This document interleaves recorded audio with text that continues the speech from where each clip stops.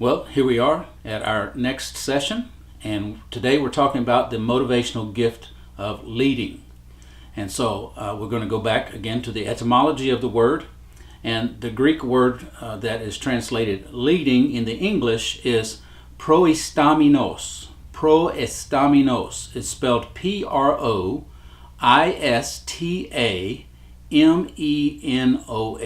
Proistaminos.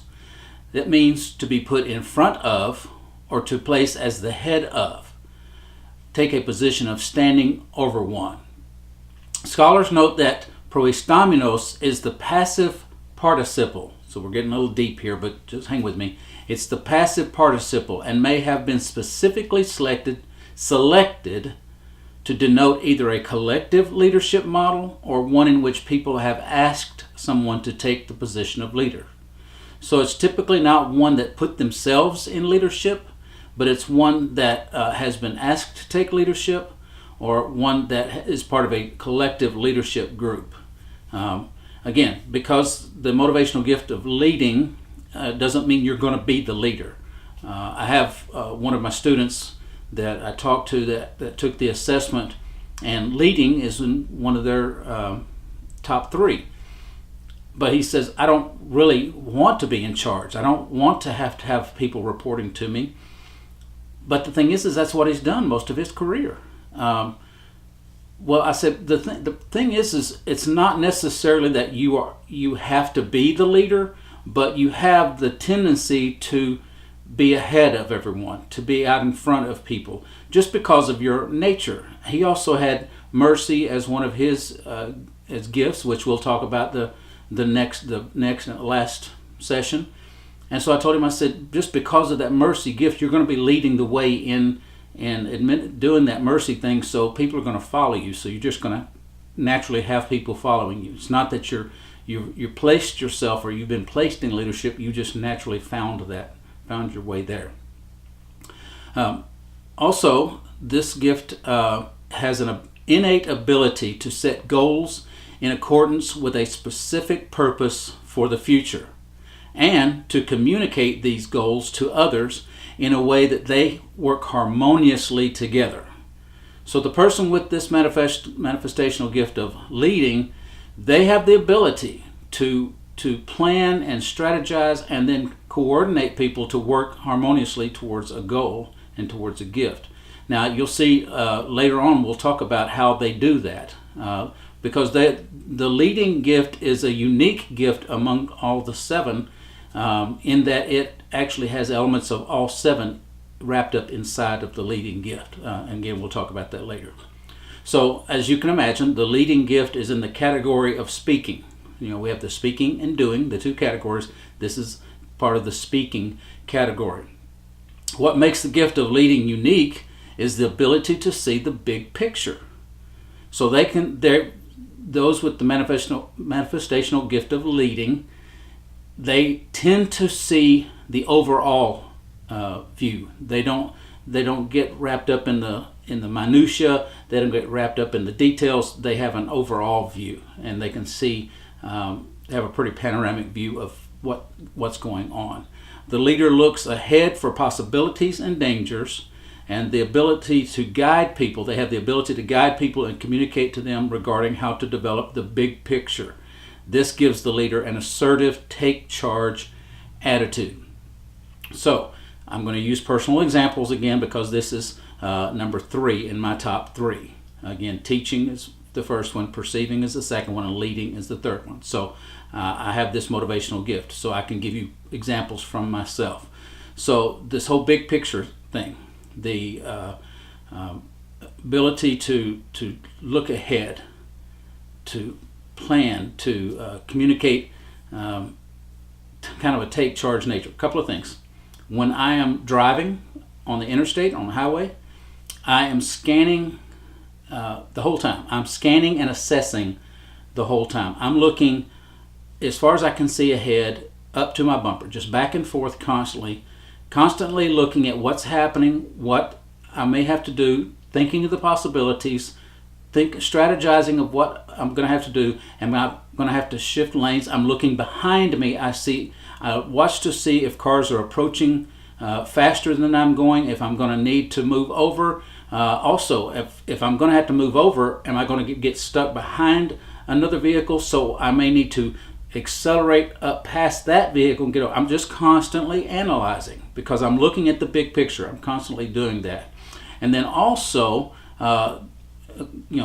regarding the assertive take charge nature, I have this tendency when I'm in a situation where there is no leadership and nobody giving direction, I tend to take over. Now, as I've gotten older, I've kind of mellowed out a little bit on that, and I've learned to let it go sometimes when it's not necessary. But there are times when some guidance is needed, and I have that ability, and so I just offer. So, an example, I was at a birthday party.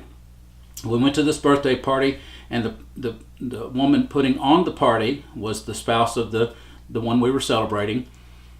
People were coming in the doors, and she was just talking with people, but everybody was holding their gifts. So there was nobody giving direction as to where the gift table was, and then when it came time to eat, there was no direction given to as to how to proceed through the line and stuff. So I stepped up and I started telling people as they came in the door, okay, the gifts go on this table and it's over there, and then when we get ready to eat, there's the food line. You'll start on this end.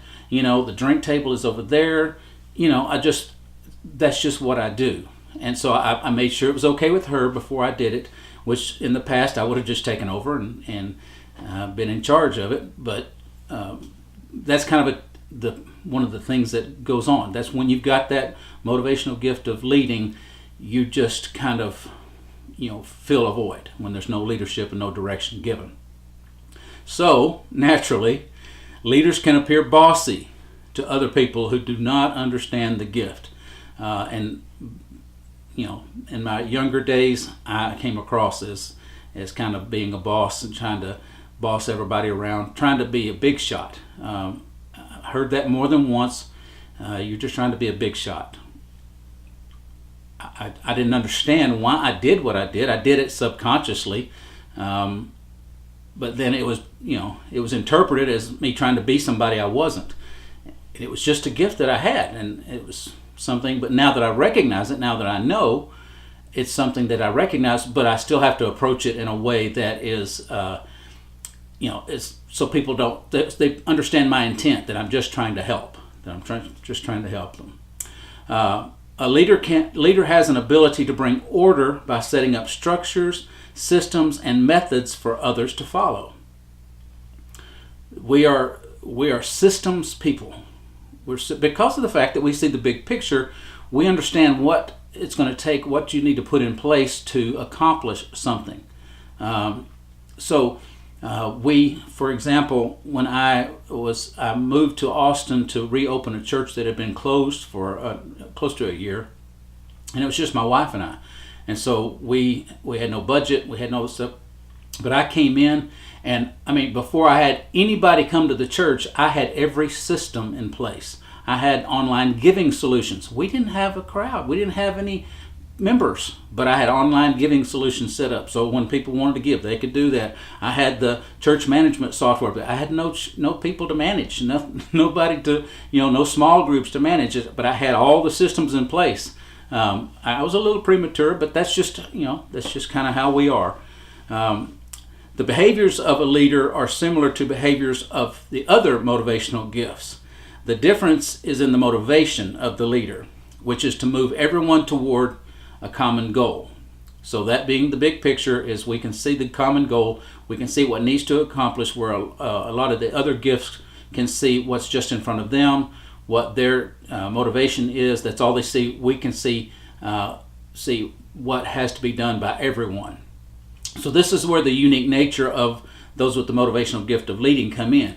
They have aspects of every other gift in them. We all have it, but they have it operating in them. And also they have the ability to communicate with people of other giftings. They have a way to connect with them. They can give them direction in a way that helps them. They recognize gifts in people, so they learn to put them in strategic places that are going to make them more fulfilled rather than just being in a position just to fill a position. So Like the perceiver, the leader will give admonition and warning of upcoming situations. Then, like the teacher, a leader will provide sound counsel and instructive reasoning to convince the people of the common goal. So that's, you got the perceiver thing where we can see what's happening, what's right, what's wrong. We see the right and wrong because that's the perceiver, the right and wrong, black and white. We see that, and so we can give people heads up what's going to happen. This is where we're headed. This is what could happen on the way. This is what would happen if we didn't change our direction, that sort of stuff. Then, like the teacher is going to be instructive. The teacher is going to be detailed. They're going to give counsel. So they help people, helping to achieve the common goal that the leader has put in place. Then, like the encourager, a leader will motivate and inspire others to achieve and succeed. Remember when I was doing the encouraging video, I talked about that I have that in me. I have to learn to exercise that more. Because of the fact that I have the leading gift, I have to, but it's like number 3, I still have to learn to exercise that encourager thing. But it does come a little more naturally to me, but it not as much so if I had it as one of my main gifts. So, like a server and a giver, a leader is very task-driven and independent. So, we see what needs to be done, and so we know what needs to be accomplished next, and so we focus on the next task at hand. We've got a goal set, we've got a vision set, we've got the big picture painted, we've got people set in place, but then we're going to hold them to what they're supposed to be doing, the task they're supposed to be doing, and we want to hit targets, we want to hit the marks, and then we want to accomplish these things. We know that if everyone does their task and everyone completes their tasks, then we're going to get the goal accomplished. We're going to meet the goal and see the big picture thing happen.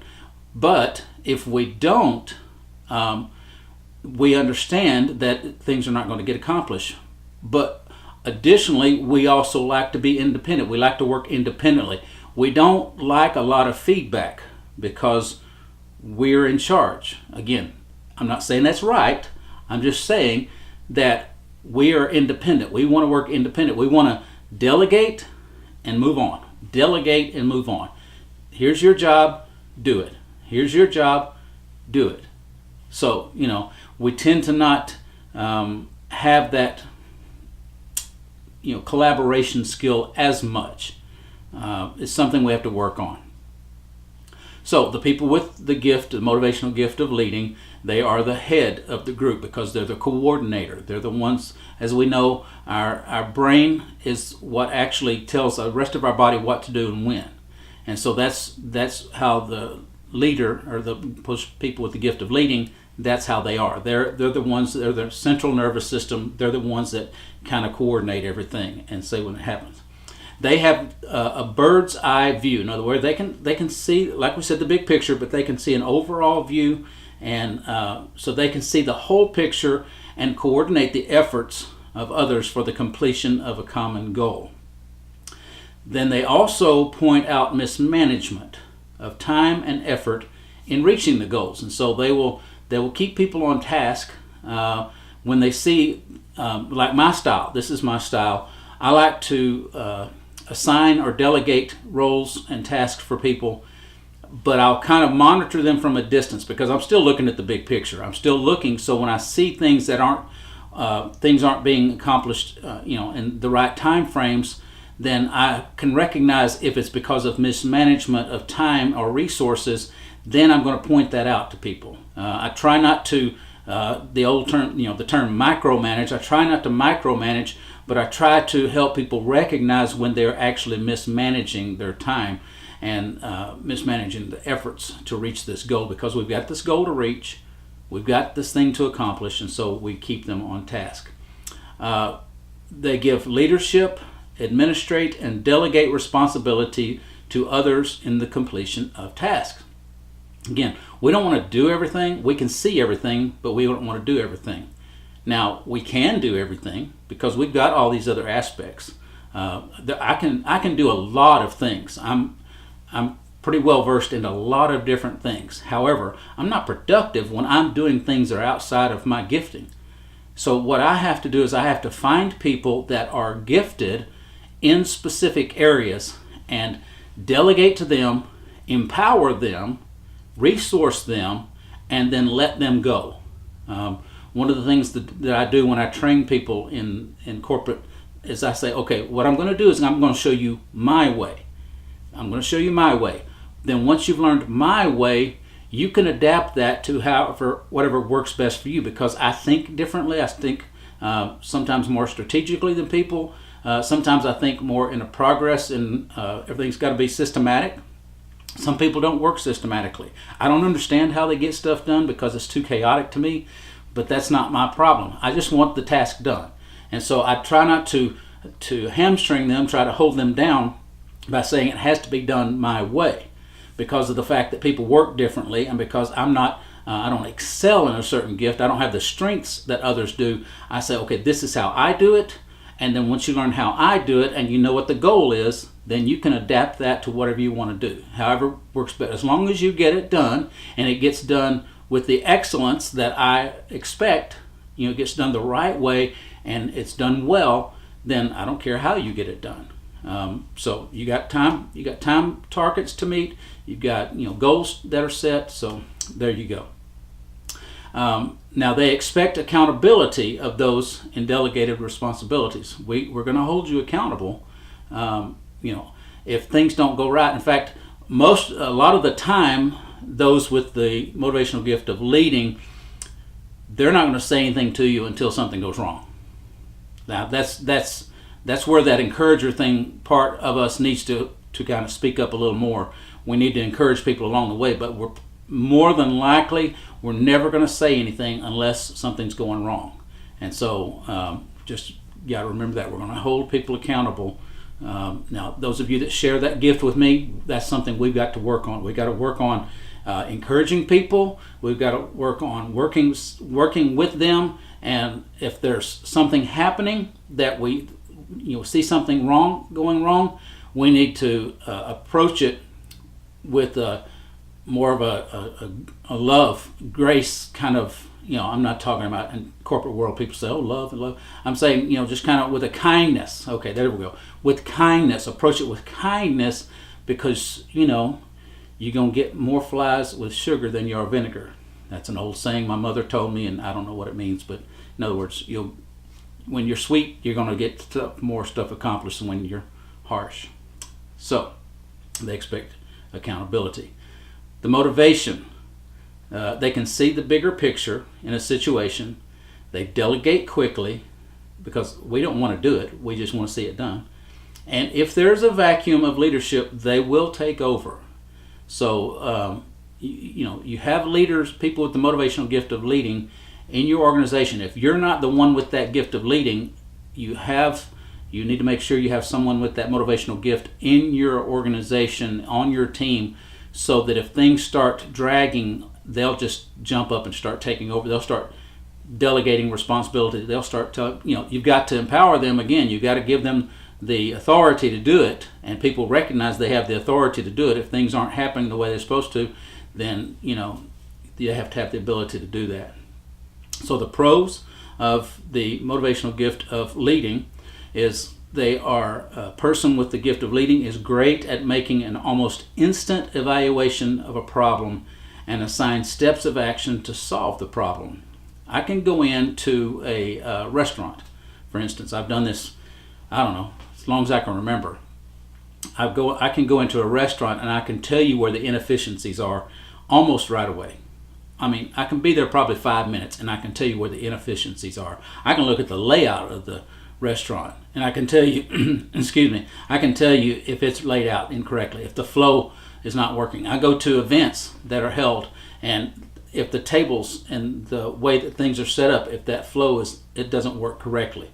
One of the things that I have to struggle with is, of course, I grew up in church and I'm a minister, and so you always have meals, functions at churches where you have a meal, and so you have these ladies that are excellent at cooking, awesome food, or even if you have it catered or what have you. But if the person that's over it doesn't know how to structure how to organize the tables, it could be chaotic. Case in point, went to this one church, and you go to get in line, and as you're in line to get your food, go through the serving window, right to your left is the drink table. And I'm thinking, wait a minute, am I going to get my drink and then go to the serving window and get a plate with the main dish on it, and then all the sides are on a different table, and I'm going to carry that, and I'm going to set it down and serve myself, move it, set it down, serve myself, and I'm going to have to hold this the whole time? Do you see where the problem is? So what they should have done, and then of course the dessert table is actually in the middle of the room. They've got a little U-shaped table with all the desserts in the middle of the room. So you reduce your seating capacity immediately, and it's right there by the serving line, so people that are in line to get their dessert are going in right beside people that are getting their plate for the first time, and it's like, so those kind of things just really bug me. So we have to be careful about those things. If someone asks our opinion, we can share our opinion. If we're close enough to people and say, you know what might work better, what might help, things go a lot faster. Let's try this. Hey, what if we did so and so? How do you think it would work if we, approach it like that? Say, how do you think it would work if we moved the drink table over there, over against the wall, and have the desserts after the drink table? And that way we have more space. Do you think that'd work better? That's just, part of our issue. Anyway, but we can make an evaluation. I'm not even on the cons yet, and I'm talking about them. They delegate people to handle the problems, and they're fully capable of making adjustments as they go. And that's true, because we're constantly assessing. Our minds are working all the time. We're constantly assessing the situation. So if we see things that need to be corrected, we'll make adjustments as we go. Our plan is flexible, and so we're all about the goal. We're all about the task that needs to be done. So however we need to get that done, we're willing to do that. Now let's get to the drawbacks, even though I've already talked about some of them. The leader can manipulate, control, or even dominate others subconsciously. I don't even need to talk about that, because anybody that knows me can say amen. We just kind of do that.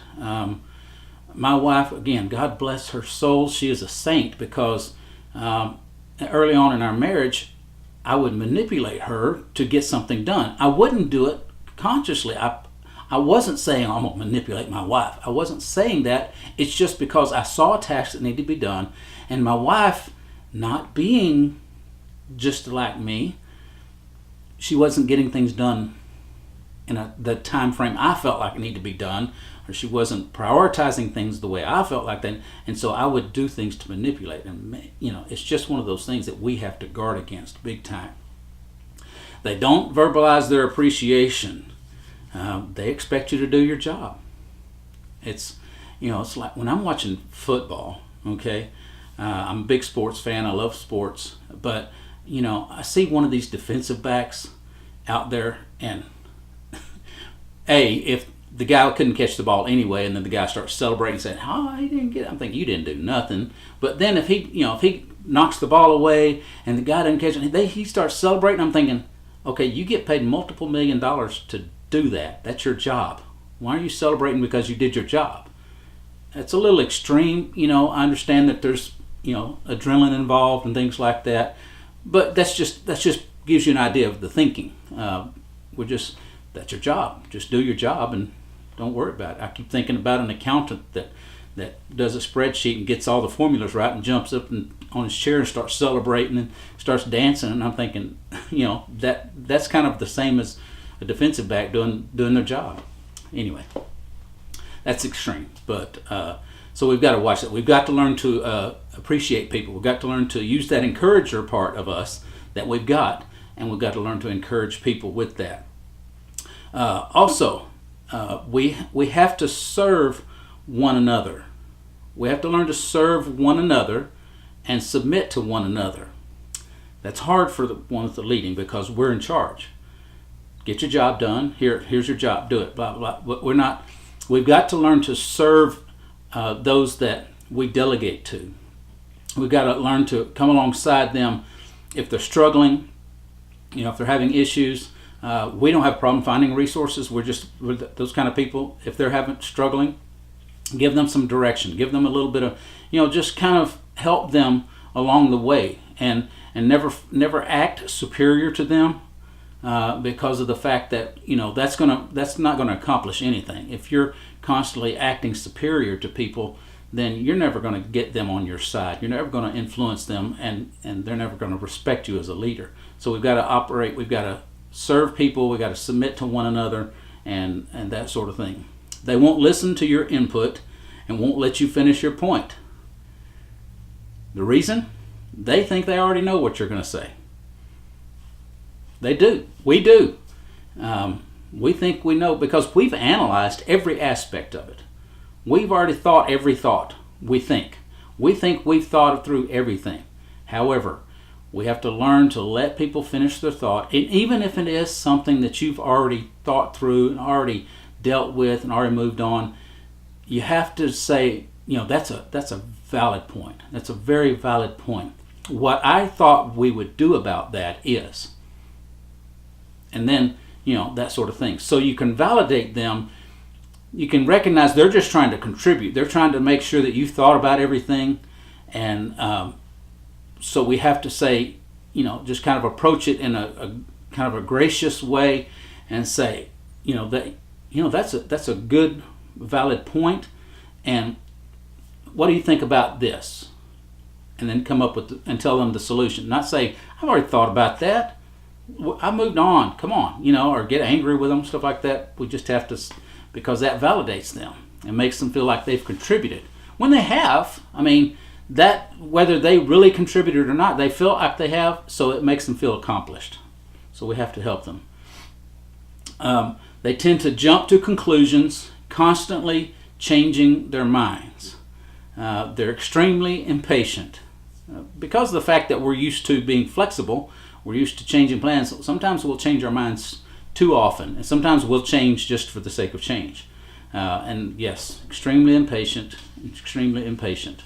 And if you don't, they're offended if you don't obey them and question their command. They can be offended if you don't do what they tell you to do and when they tell you to do it. The statement I've got on here is they think you'd better jump and ask how high on your way up. When they say jump, you just jump and ask how high if you want me to jump on your way up, because they don't want to wait for you to decide, okay, I've got to do this, blah, blah, blah. So I'm just saying, they cannot stand turtles. They can't stand people that are slow as turtles. It's just one of those things. It's impatience. It's the impatience. We've got a task to accomplish. We've got stuff to get done. Why are you going so slow? Why are you having to think through what you've already done multiple times? Why are you? It's just so we have to approach it with a different mindset and saying, listen, that they're not motivated the way we are, but they are gifted. So we're going to let them do what they do and let them do it well.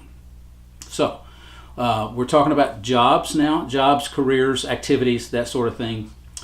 So they can be administrators. They can be the boss. They can be a CEO, Chief Executive Officer, or the Chief Operating Officer. They can be a conductor. That's the musical conductor, that conducts the orchestra, because they are the leader.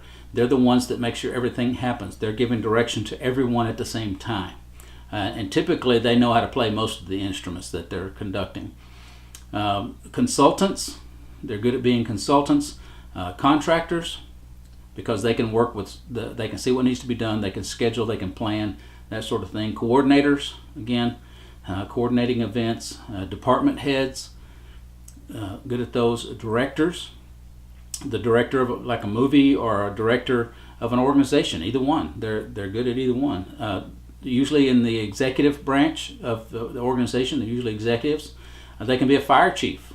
Fire chiefs are good leaders. A head coach, lawyers. They can work in the logistics industry. I did logistics for several years. That's something that really was beneficial. I didn't didn't know why I was good at what I did, but I was just good at it because I can see all the packages that need to go where, all the stuff that needs to be shipped where, and who to ship it with. I could figure that out really quickly.